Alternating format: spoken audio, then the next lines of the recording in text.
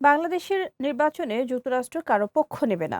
জনগণ যাকে নির্বাচিত করবে তার সঙ্গেই কাজ করবে, এমনটাই জানালেন মার্কিন রাষ্ট্রদূত ব্রেন্ট ক্রিস্টেনসেন। দুপুরে রাজধানীর আগারগাঁয়ে প্রধান নির্বাচন কমিশনার এএমএম নাসির উদ্দিনের সঙ্গে বৈঠকে তিনি এসব কথা বলেন।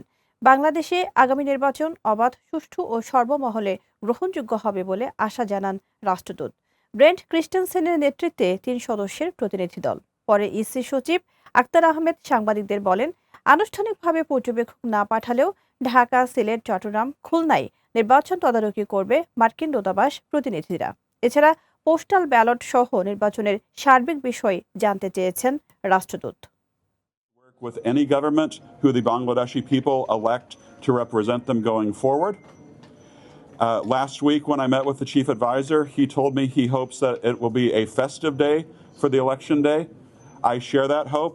I hope that it is a festive election day, that the Bangladeshi people are able to go and express themselves, and that you have a very successful election. সার্বিক ব্যবস্থাপনার মধ্যে ওনাদের বেশি কৌতূহল ছিল পোস্টাল ব্যালট নিয়ে। পোস্টাল ব্যালট নিয়ে আমরা কি করছি, কিভাবে এগুলো কাউন্ট করা হবে, কোথায় আসবে, ক ধরনের ব্যালট, রেফারেন্ডামের ব্যালটের সাথে গণনার সাথে সময়সীমা কত, ইত্যাদি ইত্যাদি। দর্শক, আগারগাঁ নির্বাচন ভবনে আছেন সহকর্মী এইচ এ মিতু, তার কাছ থেকে জানবো বাকিটা। মিতু, নির্বাচন সংশ্লিষ্ট বিষয়ের বাইরে বৈঠকে আর কোনো ইস্যুতে মার্কিন রাষ্ট্রদূতের সাথে সিইসির কথা হয়েছে কিনা এবং মার্কিন রাষ্ট্রদূতকে কি জবাব দিয়েছে কমিশন, এর বাইরেও আরো কোনো তথ্য আছে কিনা আমাদের জানাবেন।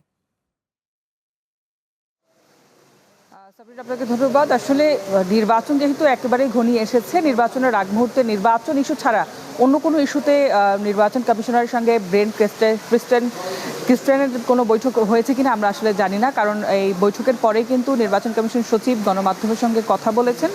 আসলে তিনি আমাদের যে বিষয়টি জানিয়েছে যে আইন শৃঙ্খলা পরিস্থিতি সম্পর্কে তারা জানতে চেয়েছে, পাশাপাশি ভোট কেন্দ্রের নিরাপত্তা, ভোটারদের নিরাপত্তা, এই সকল বিষয়ে আসলে তাদের জানতে চাওয়ার আগ্রহ ছিল।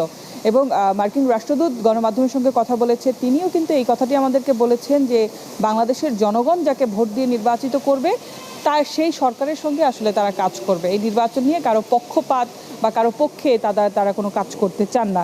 এবং নির্বাচন কমিশন সচিব আরেকটি যে বিষয় আমাদেরকে জানিয়েছে, আসলে নির্বাচনে কোনো পর্যবেক্ষক পাঠাবে না যুক্তরাষ্ট্র, তবে তারা আসলে স্থানীয়ভাবে নির্বাচনটি মনিটরিং করবে। ঢাকা, চট্টগ্রাম, সিলেট এবং খুলনা এই 4টা বিভাগে আসলে তারা স্থানীয়ভাবে প্রতিনিধি দল দূতাবাস থেকে পাঠিয়ে তারা আসলে নির্বাচনটা মনিটরিং করবে এবং এটা রিপোর্ট আসলে যুক্তরাষ্ট্রে পাঠাবে।